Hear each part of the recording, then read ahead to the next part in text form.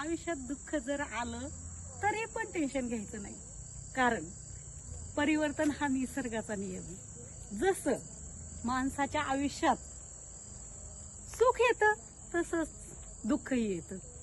निसर्गात तुम्ही पहा, रात्र असते, कितीही काळी रात्र असू दे, सकाळ होतेच, उजेडतेच. त्यासाठी जरी काही प्रॉब्लेम्स आले तरी पण माणसानी डगमगायचं नाही. दुपारचं ऊन किती कडक असतं, पण ते दुपारचं तीव्र ऊन सुद्धा कमी होतं. हळूहळू तिसरा पार होते, रात्र होते आणि उजेड सकाळी पहाट होऊन उजेड पण पडतो. तसंच आयुष्यात कितीही संकट येऊ द्या, प्रत्येक गोष्टीला, प्रत्येक प्रॉब्लेमला सोल्युशन असतंच.